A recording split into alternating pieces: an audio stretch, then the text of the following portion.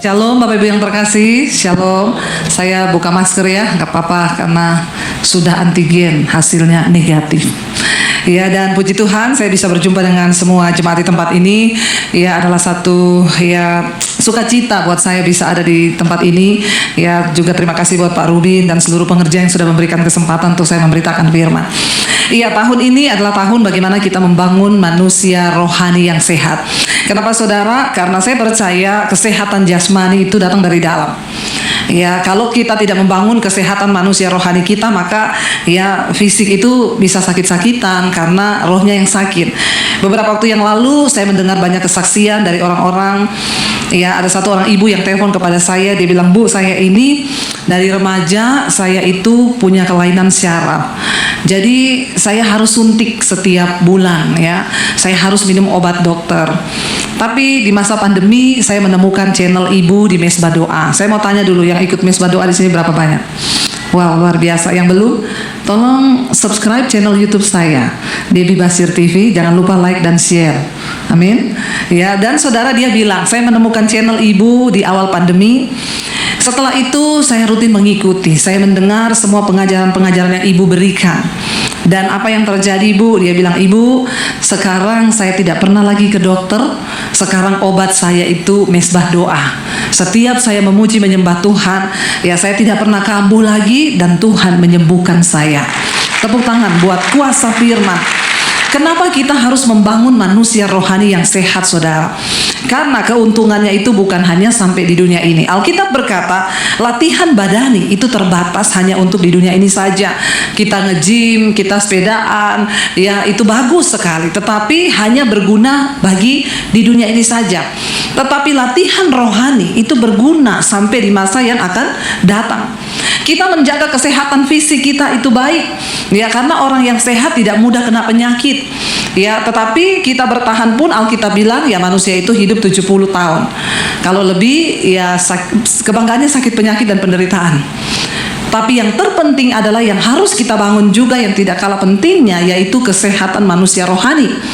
Kenapa? Karena kalau manusia rohani kita sehat, ya satu saat kita semua dipanggil Tuhan, kita mencapai hidup sampai pada kekekalan. Itu yang dikatakan bahwa latihan rohani itu berguna sampai pada hidup yang akan datang. Kalau kita bicara soal mati, saudara, maaf ya, saya masih tetap konsisten dengan pengajaran saya. Dari awal pandemi, saya selalu berkata, jangan terlalu takut berlebihan.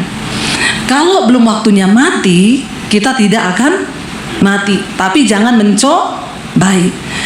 Ya, kalau sudah waktunya mati, maaf ya, tidak usah tunggu kena corona. Bener nggak? Lagi duduk aja bisa mati. Bahkan lagi tidur, banyak yang mati. Orang tidur ngorok berlebihan aja mati loh, saudara. Makanya bapak-bapak yang suka ngorok, hati-hati. Harus makin berjaga-jaga itu. Ya, jadi saudara, saya percaya. Saya ini bintang 3 corona, saudara. Yang pertama saya kena di November awal 2020. 2021 kena lagi yang Delta. 2022 yang lalu kena yang Omicron. Jadi 3 varian saya rasakan semua. Memang dari awal dulu saya berdoa. Mungkin doa saya itu agak sedikit nyeleneh. Ketika orang semua ketakutan, saya bilang gini, Tuhan, kalau Tuhan mau izinkan saya kena, enggak apa-apa, saya mau. Asal itu menjadi kesaksian bagi banyak orang. Karena ketika corona itu datang, orang-orang itu berpikir bahwa satu-satunya yang bisa mencabut nyawa mereka itu corona. Sehingga orang itu takut berlebihan karena dia pikir hidup matinya di tangan corona. Ya, tapi banyak yang meninggal karena corona. Itu sudah waktunya. Caranya lewat corona. Misalnya dia nggak kena corona pun mati serangan jantung. Jadi saudara nangkap apa yang saya sampaikan? Jangan sampai kita gagal fokus sehingga kita berpikir bahwa penyebab kematian itu corona. No, mati hidup kita di tangan Tuhan. Kalau sudah waktunya, nggak usah tunggu kena corona, mati saudara. Duduk di sofa bisa mati. Makanya apa yang harus kita lakukan sekarang, lebih daripada hanya menjaga sekedar kesehatan fisik, mari jaga kesehatan manusia rohmu. Karena kalau rohani kita sehat, rohani kita kuat, kita bisa berkata, bagiku hidup adalah Kristus, mati adalah untung. Bilang amin. Mati adalah Siapa yang sudah siap mati? Angkat tangan yang sudah siap mati. Ya, tadi ngomong untung, amin, untung. Ditanya yang sudah siap mati, belum ada yang angkat tangan. Saya tidak tanya yang sudah mau mati loh. Yang saya tanya sudah siap apa belum? Goal dari seorang mengikut Tuhan itu adalah apa? Dia siap mati. Kalau saudara percaya Yesus terus saudara nggak siap mati, terus ngapain? Kapanpun saya dipanggil, saya siap Tuhan. Tapi kalau hidup saya masih berdampak hari ini, ya Tuhan masih kasih kita kesempatan. Karena kematian itu tidak pandang umur. Kalau saya bicara tentang kematian, saudara jangan cari-cari yang rambut putih ya. Saudara melihat kayaknya dia duluan ini. Rambut putih ini umur dari atas 60, bentar lagi di absen. Syarat mati tidak harus tua. Syarat mati tidak harus sakit. Kalau sudah waktunya kita pulang, nggak ada alasan. Daripada saudara tidak siap, lebih baik siap. Terus cara menyiapkan diri menuju kematian gimana, Bu? Di Jakarta banyak yang sudah beli lahan di San Diego Hills, beli lubang. Saya tanya sama teman saya, udah beli lubang, Bu? Udah, kami sekeluarga 5 orang, Bu, di sini. Pertanyaan saya, Ibu udah siap mati belum? Lubangnya udah, belum siap matinya. Terus ngapain Ibu beli lubang? Takut nggak kebagian, soalnya kan tanahnya elit. Mati dikubur di tempat elit itu sesuatu yang, kalau saya nggak peduli saya mau dikubur di mana, yang penting cara hidup saya. Amin. Sudahkah kita mempersiapkan hidup? Ya, kenapa saudara kita harus membangun kesehatan manusia roh kita? Bukan apa-apa, karena kita semua lagi berdiri di antrian kematian. Bisa jadi sebelah kanan saudara minggu depan dipanggil. Lihat yang sebelah kananmu, mumpung masih bisa dilihat. Yang sebelah kiri bisa jadi besok. Ketawa kan, temannya mati aja diketawain. Jadi kita daripada tidak siap, mari kita menyiapkan diri. Bagaimana caranya? Bangun manusia rohmu sehat, kuat. Karena ketika manusia roh kita kuat, maka itu berpengaruh di alam nyata, saudara. Manusia fisik kita. Kenapa banyak orang terus jatuh bangun di dalam dosa? Karena manusia rohmu itu sakit. Waktu manusia roh kita sehat dan kuat, maka semua kita bisa lewati bersama dengan Tuhan. Kita bisa menjadi pelaku firman. Nah, hari ini saya akan membahas, kita baca sama-sama, apa sih ciri-ciri orang yang rohaninya itu sehat. Kalau ini terdapat dalam diri kita dan kita merasa kita masih sakit, mari kita bertobat. Amin. Ayo kita buka bersama Yakobus pasal yang pertama. Yakobus pasal yang pertama ayat yang ke-19, di situ dikatakan, judul perikopnya adalah pendengar atau pelaku firman. Orang yang rohnya sehat itu dia menjadi pelaku firman dan bukan hanya pendengar. Ayat yang ke-19 berkata begini di sana, saudara. Kita baca sama-sama, 1, 2, 3. Hai saudara-saudara yang kukasihi, ingatlah hal ini. Setiap orang hendaklah cepat untuk mendengar, tetapi lambat untuk berkata-kata, dan juga lambat untuk marah. Poin yang pertama, manusia rohmu sehat atau tidak, ada di sini. Setiap orang hendaklah cepat untuk dengar, lambat bicara, dan juga lambat untuk marah. Siapa yang cepat marah? Nggak usah angkat tangan. Di dalam hati saja. Ya, kalau saudara angkat tangan, saya suruh buka kolam baptisan. Baptis ulang, rendam 15 menit. Buka mata langsung di rumah Bapa di surga. Ya, ini loh. Yuk kita lihat manusia rohani kita tuh sehat atau tidak. Orang itu kalau manusia rohnya sehat, rohaninya kuat, dia cepat mendengar, lambat untuk berkata-kata, juga lambat untuk marah. Kalau orang itu cepat berkata-kata, cerewet, apa-apa dikomen, apa-apa diomongin, apa-apa marah, apa-apa gini, itu tanda manusia rohmu sakit.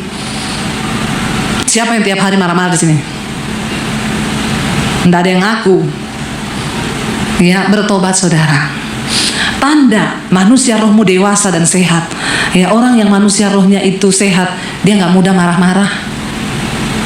Karena dia tahu amarah itu mengerjakan sesuatu yang tidak berkenan kepada Tuhan. Coba lihat ayat yang berikutnya, ayat yang ke-20 bisa dikatakan, kenapa? Sebab amarah manusia tidak mengerjakan kebenaran di hadapan Allah. Kita marah aja itu sudah dosa, saudara. Amarah manusia tidak mengerjakan kebenaran di hadapan Allah. Suami istri, ya hello, yang tiap hari ribut di dalam rumah tangga. Kalau engkau tiap hari ribut, bertikai, perang, ya tiap hari bertengkar, itu tanda-tanda engkau sakit jiwa, rohmu sakit. Orang sakit jiwa itu bukan orang gila yang lari-lari di jalan. Ya, di dalam jiwa manusia itu terdapat pikiran, perasaan, dan kehendak. Di dalam jiwa kita terdapat pikiran, perasaan, dan kehendak. Ketika pikiranmu negatif terus berbuah kepada perasaan, akhirnya jadi negatif, lalu kehendakmu jadi negatif. Ya, itu tandanya engkau sudah sakit jiwa, tapi stadiumnya masih awal. Kalau yang sudah lari-lari di jalan itu sudah stadium akhir. Jadi bagaimana kita memutuskan atau kita melihat manusia roh kita ini sehat atau tidak? Ya, yang kebanyakan ngomong, kebanyakan marah, cepat marah, itu tanda-tanda rohanimu bermasalah. Bapak-bapak, jadilah berkat dalam rumah tanggamu. Ya, ibu-ibu, yang saya tahu itu biasa orang cepat marah-marah itu karena ada ilmu hitam. Itu cepat marah. Ya, tapi kalau orang yang sudah dibangun dalam Tuhan harusnya tidak begitu. Kita semua diciptakan dengan emosi, saudara. Kita bisa marah, semua orang bisa marah. Tapi bagaimana tadi pagi saya sampaikan, ciri orang yang manusia rohnya itu sehat, dia tenang di dalam segala hal. Kuasailah dirimu dan jadilah tenang supaya kamu bisa berdoa. Bagaimana kita bisa menunjukkan kesehatan manusia rohani kita kalau kita ini tidak cepat marah, nggak cepat berkata-kata. Bapak Ibu, rumah tangga kita harus kita bangun supaya anak-anak kita hidup di dalam takut akan Tuhan. Kenapa banyak anak muda sekarang masih umur kecil udah pacaran, gonta-ganti pacar sehingga mereka melakukan free sex? Karena di dalam rumah dia tidak melihat ada kasih. Orang tuanya ribut terus, berantem terus. Iblis tidak pernah takut ketika engkau rajin datang ke gereja. Kalau engkau tidak menjadi pelaku firman. Satu kali ada orang tanya sama saya, Bu, Ibu sering pelayanan di desa-desa? Kalau di desa itu masih banyak orang kerasukan ya, Bu? Oh, banyak. Lagi puji-pujian, kerasukan di sana. Kalau di kota-kota besar, di gereja besar, Ibu pelayanan, ada nggak yang kerasukan, Bu? Saya pikir-pikir kayaknya nggak pernah ada ya. Dia tanya, kenapa, Bu? Di kota-kota besar, di gereja besar tuh orang jarang kerasukan. Ya, saya mencoba bertanya, mencari. Saya bilang, iya ya, kenapa ya? Dulu sih pernah ada di Jakarta lagi ibadah, ada orang jatuh menggelepar, saudara. Saya spontan berdiri mau saya doakan, kan saya pikir ini kerasukan kan. Saya mendekat mau saya doakan, istrinya bilang, "Nggak usah, Bu, kenapa? Epilepsi." Oh, saya kira kerasukan, ternyata epilepsi, saudara. Mirip-mirip. Lalu saya dapat jawabannya itu gini, kenapa di gereja besar, di kota besar jarang orang kerasukan? Karena di kota besar begini itu setan sudah tidak bekerja di gereja, dia cuma kontrol. Saudara mengerti maksud saya? Setan bilang nggak usah ganggu mereka di gereja. Kenapa? Dagingnya aja udah gede, keinginan dagingnya aja udah pada gede. Nggak usah bicara setan. Apa itu keinginan daging? Galatia pasal 5 berkata, sebab keinginan daging itu telah nyata, percabulan, kenajisan, hawa nafsu, nafsu jahat, iri hati, kebencian, dendam, amarah, pertikaian, perselisihan, persinahan, percabulan, itu semua ada di dalam daging kita. Dan barang siapa yang melakukan semua hal itu, dia tidak mendapat bagian di dalam kerajaan Allah. Kenapa kita harus membangun manusia roh? Karena daging ini luar biasa pengaruhnya. Kalau engkau membiarkan rohmu mati, maka engkau tidak akan kuat. Kalau rohmu lemah, maka tidak mungkin imanmu bertumbuh menghadapi tantangan yang sudah seperti ini. Makanya sering kali saya lihat orang Kristen di gereja hebat. Wah, kalau nyanyi kita buat iblis gemetar, sampai di rumah iblis buat kita gemetar. Itu yang terjadi. Ya, karena apa? Manusia rohmu sakit. Kalau manusia roh kita sehat, sudahlah, marah-marah itu boleh, tapi nggak usah lama-lama. Ya, punya komitmen. Saya sama suami dari awal menikah kita punya komitmen berantem 5 menit cukup. Susah nggak? Susah banget. Ya, tetapi karena kami mau berkomitmen kepada firman. Ya, terjadi. Kadang saya yang masih marah, suami saya bilang, udah lebih 5 menit loh. Ayo doa, saya bilang, enggak. Mana Tuhan dengar doa orang yang marah-marah? Dia bilang, makanya enggak usah marah. Ayo kita berbaikan. Dia pegang tangan saya, kita berdoa. Coba kalau ada salah satu, ya kadang juga saya yang duluan, ya enggak usah marah-marah lah, saya ngapain sih kita ini marah-marah? Iya ya. Bukan berarti kita hamba Tuhan enggak pernah marahan. Pendeta juga manusia, punya rasa, punya hati. Jangan samakan dengan pisau belati. Siapa bilang pendeta nggak bisa marah? Bisa. Bisa terjadi salah paham, bisa berantem, bisa, iya. Tapi jangan biarkan dagingmu atau setan yang mempengaruhi engkau. Ya, saya suka pakai cerita. Ya, di gereja itu ada saudara. Saya datang pelayanan di satu gereja, suami istri itu bahasa roh kenceng banget. Nyanyi lompat-lompat. Begitu penyembahan bahasa roh tinggi sampai di awan. Kayaknya malaikat juga keriting dengernya. Ya, waktu saya pulang salaman, suaminya itu ada bekas luka di pipi. Jadi waktu salaman saya tanya, "Pak, itu pipi kenapa dicakar istri ya?" Saya ini bercanda. Tiba-tiba dia terdiam 1000 bahasa. Dia bilang, "Ibu tanya deh sama istri saya. Itu istri saya." "Pak, jangan ngomong iya loh. Tanya aja Bu sama istri saya." Padahal tadi bahasa roh kenceng nih. Saya panggil istrinya, "Bu, ini pipinya Bapak luka Ibu cakar." Istrinya bilang, "Ya tanya sama suami saya Bu, kenapa?" Jadi benar ibu yang cakar? Iya, dia yang mulai duluan, rambut saya dijambak. Haleluya ya saudara. Bahasa roh tinggi nih.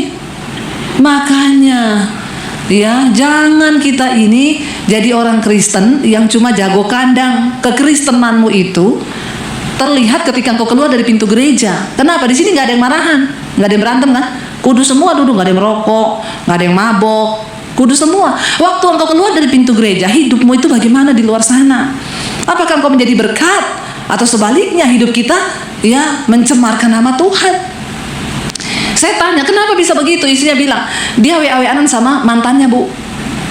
Terus suaminya bilang, ya kita kan cuma bercanda Bu, masa kita nggak boleh ketemu mantan? Istrinya bilang, iya boleh sih Bu, tapi di WA sudah panggil mam sama pap. Terus saya tanya suaminya, beneran Pak? Bapak panggil mantanmu mam, dia panggil Bapak pap? Ya kan kita cuma iseng Bu, bercandaan. Jadi bener, iya. Saya bilang istrinya, cakarannya kurang, tambah satu lagi. Ya, bayangkan loh. Makanya bapak-bapak juga di sini saya mau bilang hati-hati ya bapak-bapak. Nggak usah, ya kalau tidak kuat iman, nggak usah ketemu-ketemuan, reunian, ketemu mantan-mantan. Ya nanti terjadi CLBK, cinta lama belum kelar. Banyak mantan yang CLBK. Ya kayak begitu. Bayangkan di gereja bahasa roh, pulang cakar-cakaran, jambak-jambakan. Saudara pikir setan tidak tertawa lihat hidupmu? Setan tertawa. Setan bilang, lihat ya, makanya nggak usah diganggu di gereja. Setan bilang, kita kontrol aja, hari ini penuh, lancar coy, lanjutkan. Hidupmu waktu keluar dari gereja ini kayak apa di luar? Ya, apakah engkau jadi orang yang gampang marah, gampang tersinggung, sehingga ya itu menandakan bahwa rohanimu itu masih begini? Ya, tidak sehat, rohanimu sakit. Lalu yang berikutnya di sana dikatakan apa saudara? Ayat yang ke-21. Ayat yang ke-21 dikatakan, sebab itu, ini ciri-ciri orang manusia rohnya sehat. Buanglah segala sesuatu yang kotor dan kejahatan yang begitu banyak itu, dan terimalah dengan lemah lembut firman yang tertanam di dalam hatimu, yang berkuasa menyelamatkan jiwamu. Ingat, yang diselamatkan dari manusia itu apanya? Jiwa. Waktu kita mati, roh kembali kepada Allah Bapa yang mengaruniakannya. Karena roh itu adalah gambar diri Allah dan diri manusia. Tubuh ditanam di tanah kembali menjadi tanah, tetapi jiwa kita yang akan dihakimi. Makanya Yesus berkata kepada murid-muridnya, jangan kamu takut manusia yang hanya berkuasa membunuh tubuh, tapi tidak berkuasa membunuh jiwa. Takutlah kepada Bapa yang berkuasa membunuh tubuhmu dan juga jiwamu di dalam neraka. Nah, kalau kita menyadari jiwa ini nanti yang akan dihakimi, tadi sudah saya sampaikan, di dalam jiwa manusia itu terdapat apa? Pikiran, perasaan, dan kehendak. Ini yang dapat membentuk perilaku dan karakter perbuatan kita. Makanya ibu-ibu jangan terlalu alay, lebay, baper, koper, bagasi. Apa itu baper? Bawa perasaan. Koper, korban perasaan. Bagasi, bahagia nggak, sedih, iya. Ya, baper, dilukai sedikit sakitnya sampai meradang. Hei, Alkitab bilang, kalau engkau mau manusia rohmu itu sehat, buang segala sesuatu. Yang pertama, yang kotor. Saya tidak perlu menjelaskan apa itu yang kotor. Kenajisan, percabulan, perselingkuhan, homoseksual, lesbian, segala dosa yang dapat membuat kita kehilangan keselamatan. Tapi banyak orang Kristen bilang begini loh, Bu, kan sekali selamat itu tetap selamat. Kita diselamatkan bukan karena perbuatan baik kita loh Bu, karena kasih karunia. Iya, pertama kali Tuhan selamatkan saya waktu saya mau bunuh diri. Saya hidup dalam lembah dosa, sehingga akhirnya ujungnya itu berakhir pada kekecewaan, baper koper bagasi, pengen mati, bunuh diri. Lalu Tuhan datangi saya secara pribadi. Saat itu saya belum bertobat, masih kotor. Tuhan menyelamatkan saya bukan karena kebaikan, tapi karena kasih karunia. Di awal kita diselamatkan, iya, karena kasih karunia. Tetapi setelah engkau menerima karya keselamatan itu, Alkitab berkata, kerjakanlah keselamatanmu dengan takut dan gentar. Karena siapa yang bisa membuat keselamatan itu hilang? Kita. Karena kita nggak menjaganya, kita buang tiket keselamatan itu, kita hidup dalam kedagingan dosa. Jiwamu tidak diselamatkan karena kemauanmu sendiri. Makanya hari ini firman ini berkata, buang semua yang kotor. Ini cara kita mempersiapkan hidup menuju kekekalan, kematian. Dikatakan buang semua yang kotor, yang najis, yang suka-suka selingkuh, ya, yang jadi pelakor, jangan rebut suami orang. Ya, masih banyak di sana yang masih lajang, yang masih belum menikah, jomblo.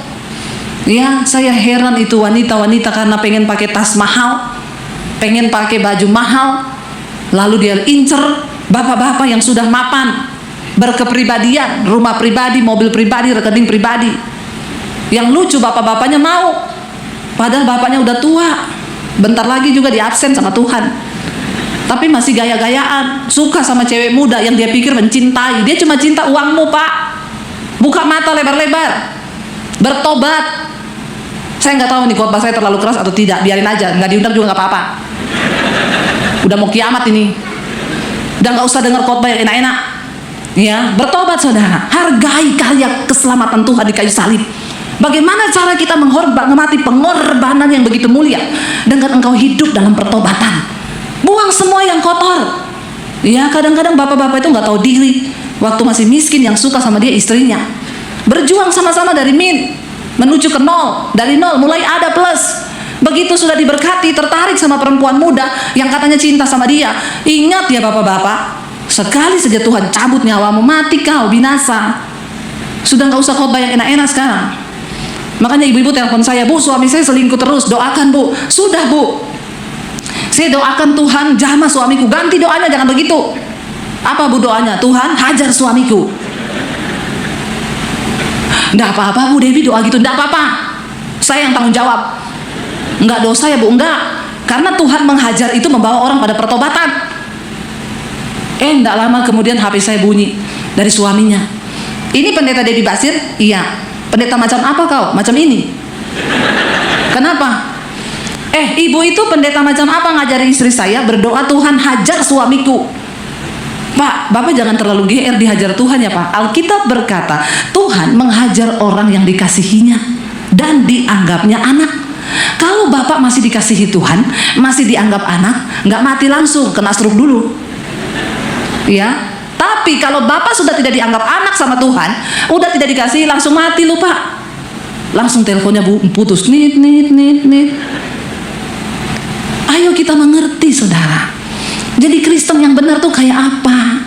Makanya bangun manusia rohmu, baca Alkitab, dengar firman. Sekarang ada YouTube. Ketika engkau lemah, dengar khotbah supaya rohmu kuat, engkau bisa mengalahkan keinginan daging. Karena firman Tuhan berkata, barang siapa hidup menurut daging, dia tidak mungkin berkenan kepada Allah dan tidak akan masuk dalam kerajaan Allah. Tetapi jika oleh roh kamu mematikan perbuatan dagingmu, maka kamu akan hidup sampai dalam kekekalan. Berarti yang bisa membunuh perbuatan daging kita itu adalah roh yang kuat. Lah tapi bagaimana mungkin rohmu kuat? Engkau tidak pernah kasih makan rohmu.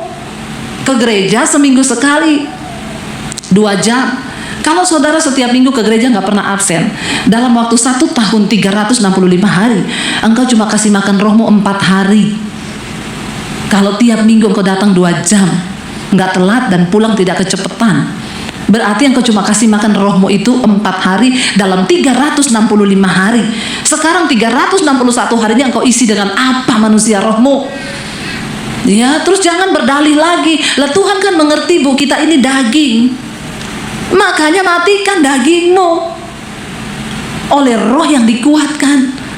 Kalau engkau mau menghidupkan manusia rohmu, maka dagingmu itu tidak berdaya. Makanya ayat tadi pagi berkata, kuasai dirimu, jadilah tenang. Orang mau berhenti rokok, bisa nggak saudara? Bisa. Tapi engkau berkata, nggak bisa bu, ini daging. Ada lagi yang selingkuh, bu saya sudah coba untuk berhenti, tapi saya nggak bisa bu. Daging saya ini terlalu kuat bu.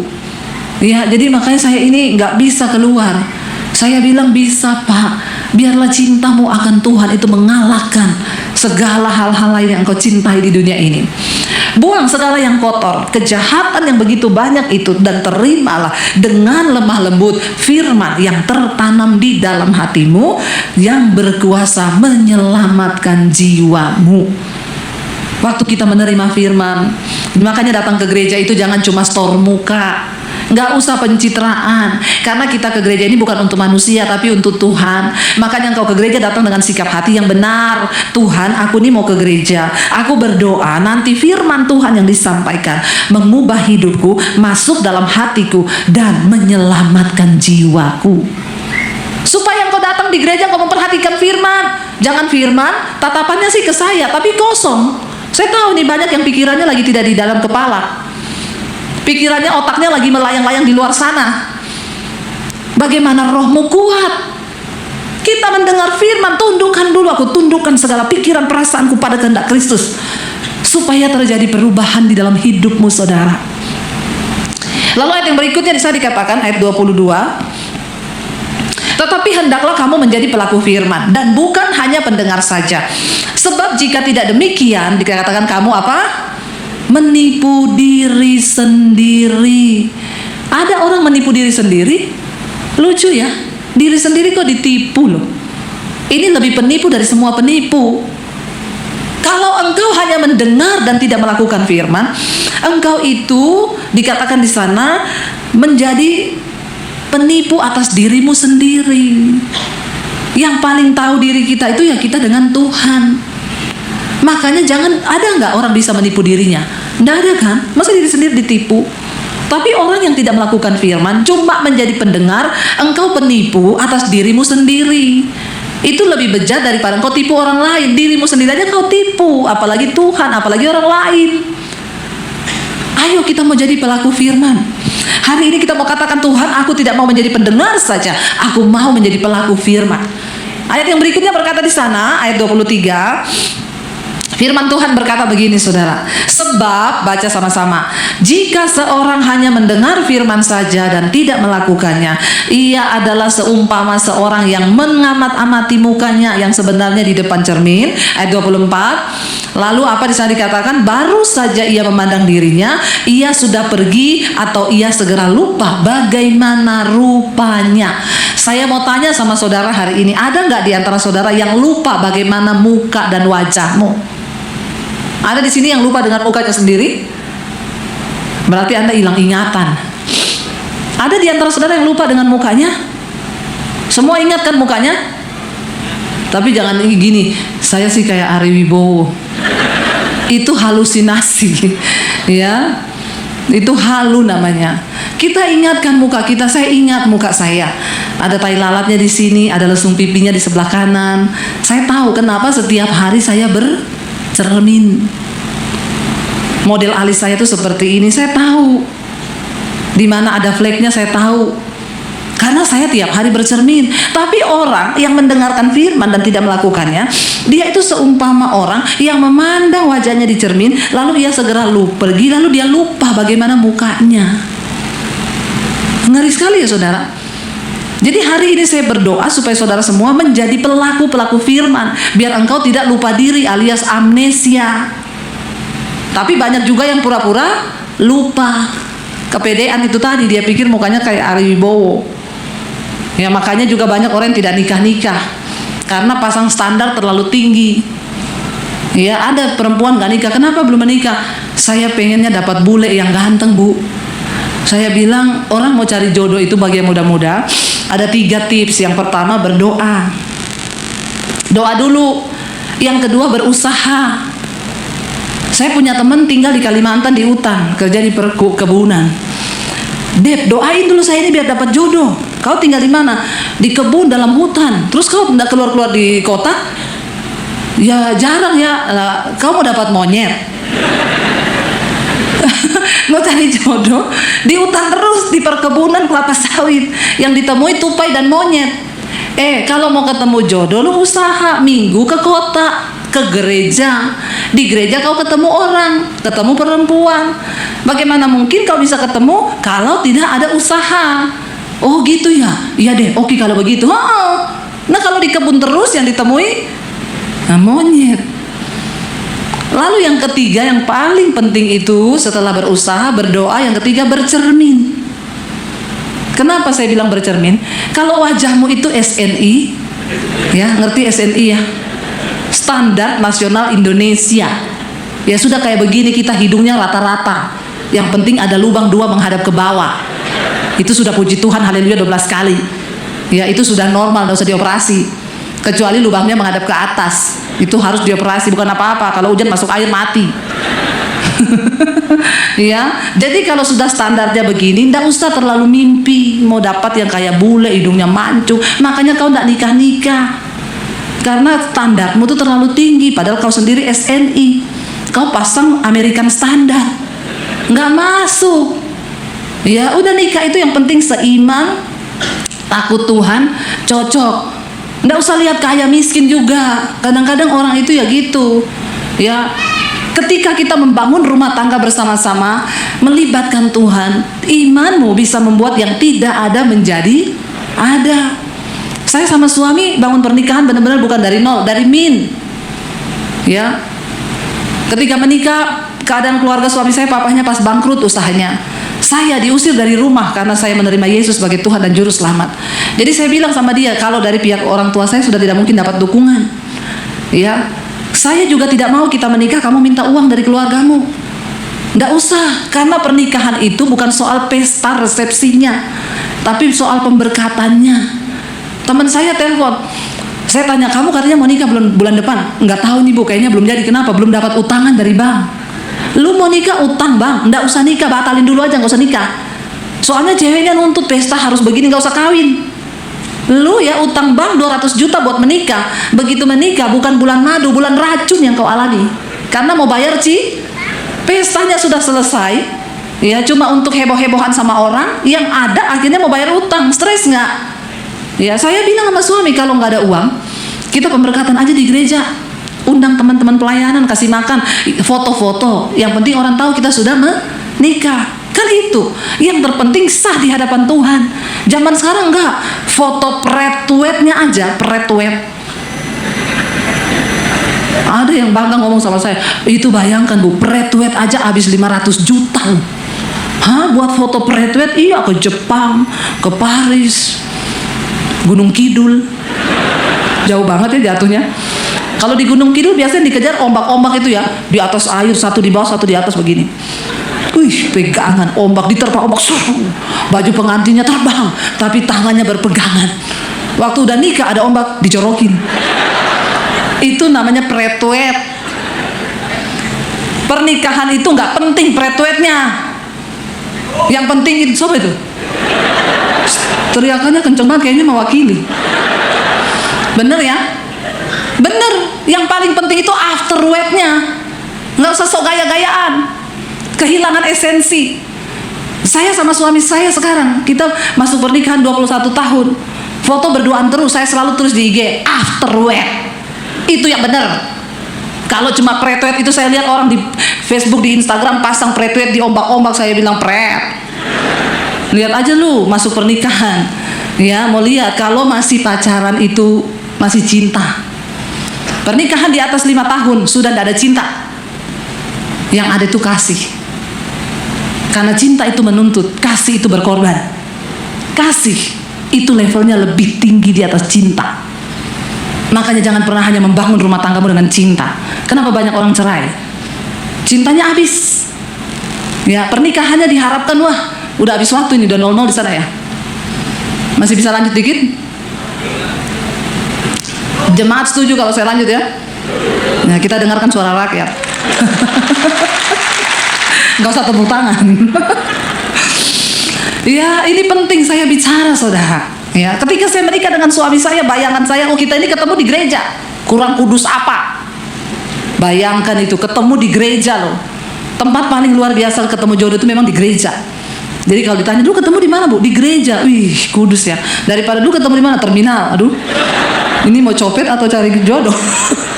Apalagi ketemu di mana? Kuburan. Kuntilanak kali. Saya pertama kali bertobat udah gak pengen nikah. Saya bilang saya hanya mau melayani Tuhan. Saya mau menyerahkan hidup saya untuk Tuhan. Saya tidak mau lagi menikah. Satu kali saya berdoa, saya dengar suara Tuhan berkata kepada saya, kamu terlalu cantik untuk tidak menikah. Protes, masalah buat lo. Lalu saya berdoa, Tuhan, kalau memang saya menikah, kasih saya jodoh yang terbaik. Saya tidak cari pacar, saya cari jodoh. Karena bagi saya pernikahan satu-satunya alasan adalah untuk menggenapi rencana Tuhan atas hidup saya. Makanya saya nggak mau salah pilih. Ya, saya cari orang yang seiman dan seimbang. Kalau saya melayani, ya suami saya juga harus melayani. Kalau saya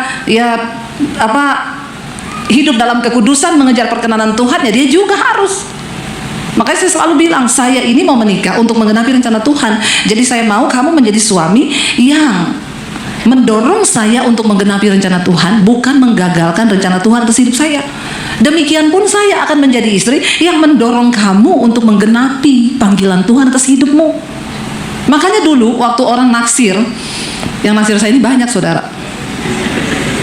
Nggak percaya loh, ngece ya. Tapi ya bagi saya harus lihat, maaf ya, seganteng apapun kalau merokok saya nggak mau lewat. Ya, kenapa? Itu nanti tidak seimbang buat saya. Ada lagi yang tanya, Bu, emang kenapa orang merokok nggak masuk surga? Di mana ayatnya? Baca di pom bensin. Nggak usah cari-cari ayat di Alkitab. Kalau di pom bensin saja kau tidak diterima, apalagi di surga. Ya, bukan apa-apa ibu-ibu lu menikah sama cowok yang merokok, uang belanjamu berkurang. Ya, jadi saya berdoa Tuhan kirim jodoh saya. Bayangkan saya ini dari Sulawesi, ketemu jodoh saya di Solo. Dari Solo ke Sulawesi, itu jauhnya luar biasa. Ya, saya berharap ketika membangun pernikahan, wah rumah tangga kita pasti luar biasa. Ketemunya di gereja. Dia pelayan Tuhan, saya pelayan Tuhan. Dalam hati saya ini pasti kalau berantem, haleluya, hosana. Bayangan saya. Kita buka-bukaan saja ya. Makanya yaitu suami istri yang tadi di gereja bahasa roh itu saya bilang, Pak Ibu bertobat. Bahasa roh itu jangan hanya dipakai di gereja. Waktu berantem pakai bahasa roh. Jadi waktu mau emosi tunjuk, memang kamu dasar itu bagus itu, setannya lari. Jangan di gereja lu hebat bahasa roh sampai tingkat langit ke-7, di rumah lu jambak-jambakan. Kristen macam apa begitu? Jadi akhirnya ketika kami menikah, saudara, proses demi proses terjadi. Ya, waktu pertama kali nikah aja kita dari segi bahasa tuh sudah beda. Suami saya Solo. Orang Solo itu ekspresinya kurang. Dia seneng kita nggak tahu, diam aja. Dia marah juga diam aja.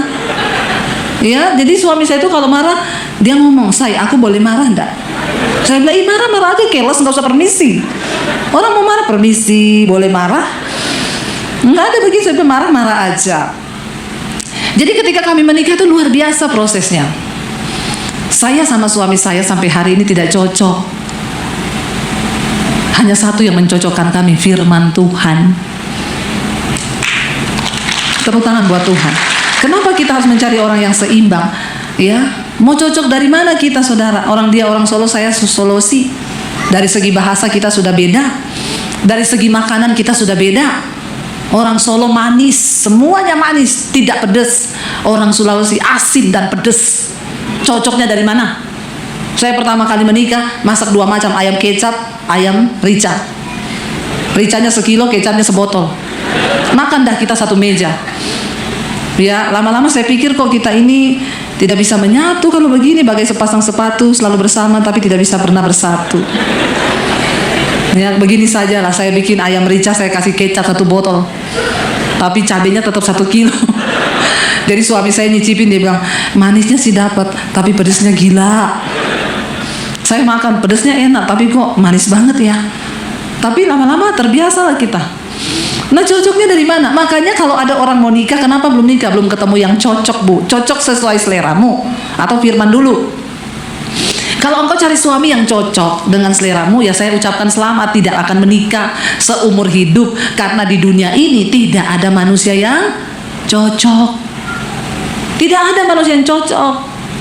Ya, yang ada itu kita harus mencocokkan diri dengan firman Tuhan. Waktu istri tunduk kepada firman, suami tunduk kepada firman, maka manusia roh kita sehat. Jadi kita berdua sepakat, berantem 5 menit sekarang bisa. Saya malah kadang ngomong ke suami saya, kita ini kok sekarang gak pernah berantem ya? Iya ya, berantem yuk.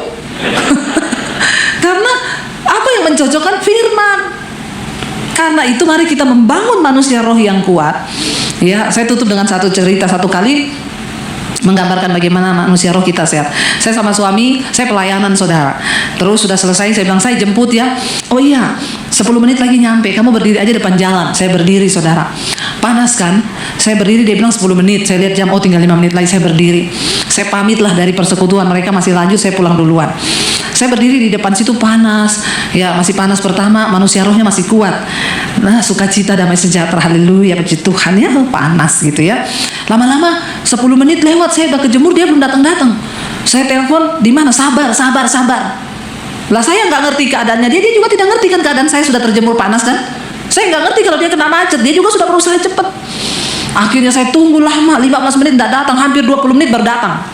Itu yang namanya manusia roh, sudah mulai sekarat, daging yang muncul. Ya, lalu dia datang saudara. Ketika dia datang, saya gimana responnya? Hai sayang, I love you, I want you, I need you. Begitu? Enggak. Dia datang, saya buka pintu mobil, saya banting pintu mobil. Lama banget loh, katanya cuma 15 menit, cuma 10 menit. Ini saya tunggu sampai 20 menit, kepanasan badan saya, ini kepala udah mau pecah. Lalu dia bilang gini, kamu kan nggak tahu saya itu tadi bagaimana kesulitannya di jalan. Iya, tapi kan nggak usah ngomong jadi panjang kan. Akhirnya di jalan kami diam 1000 bahasa. Di mobil, diam-diaman. Di jalan tol, dia injak gas. Perhatikan, kalau rohmu itu lemah, jiwamu sakit. Di dalam jiwa ada pikiran, perasaan, dan kehendak. Pikiran kalut, perasaan kalut, kehendaknya berbuah. Dia injak gas saudara. Ya udah di atas 140. Saya lihat gini, wah orang sakit jiwa ini. Tapi tiba-tiba Roh Kudus ngomong gini, iya 2 orang sakit jiwa di dalam mobil. Kalau kamu terus-terusin, terus kamu berdua kecelakaan di tol, gara-gara lu sakit jiwa, kecelakaan, lagi marahan, berantem, nggak ada yang mau berdamai, masuk neraka dua-duanya. Cuma gara-gara nunggu lama, yang satu kena macet. Lalu Roh Kudus ngomong sama saya, berbaikan sekarang. Sudah lebih dari 5 menit ini, diam-diaman di mobil sudah 15 menit lebih. Saya dalam hati nggak mau, kan dia yang salah. Harusnya dia dong yang minta maaf. Dia juga diomongin Roh Kudus gitu, dia juga ngomong, kan dia yang salah, bukan saya. Capek nggak Roh Kudus? Roh Kudus bilang capcay deh. Kesini ngomongnya itu, kesini ngomongnya juga itu. Memang dasar sakit jiwa ya. Lalu Roh Kudus kuat di hati saya cepet. Ya kalau terjadi apa-apa karena dia nggak pernah nyetir seperti itu. Tapi karena marah, rohnya sakit, jiwanya sakit, jadi berbuah kepada perbuatan. Akhirnya dia nginjak gasnya. Itu saya pikir, iya juga nih kalau tabrakan atau kita senggolan sama mobil kayak gini, nggak sampan ngerem, mati nih berdua. Roh Kudus bilang, sekarang minta maaf, berbaikan. Saya tangannya dia itu kan di sini ya, di porsnelen. Roh Kudus bilang gini, angkat aja tanganmu, taruh di atas tangannya dia, nggak usah ngomong, dia udah tahu itu mau berdamai. Saya berdoa dalam nama Yesus, saya mau angkat tangan saya ini kayak orang kena stroke. Bener, kenapa? Rohnya ini loh melemah. Ya, jadi saya tuh jatuh lagi. Roh Kudus bilang, ayo dalam nama Yesus. Saudara, kayak itu tuh ya, kalau daging kita begitu. Akhirnya saya bilang dalam nama Tuhan Yesus. Roh Kudus tuh ngomong gini, ada iblis yang duduk di tengahnya kalian berdua. Kamu mau iblis ikut di mobilmu? Wah, marah saya melihat dalam alam roh, setannya lagi ketawain kita dan gini-giniin kita ya. Pendeta sakit jiwa. Langsung saya dalam nama Tuhan Yesus, setan, hari ini juga kamu turun di jalan tol ya, numpang di truk belakang. Jangan numpang di mobil saya. Saya angkat tangan saya taruh di atas tangan suami saya. Sorry ya say. Orang Solo tanpa ekspresi nyetir sambil dari tadi kek Enak banget santai lah dari tadi kayak. Saya bilang, kenapa kamu yang nggak dari tadi juga? Ya kan kamu yang salah. Ya enggak lah, kamu yang salah, berantem lagi. Enggak saudara, ya. Akhirnya kita sadar, oh Allah, daripada berantem-beranteman mending sayang-sayangannya. Iya, I love you, I need you, I want you. Amin saudara. Makanya bangun manusia rohanimu supaya engkau melihat berkat-berkat Tuhan dicurahkan. Mari kita bangkit.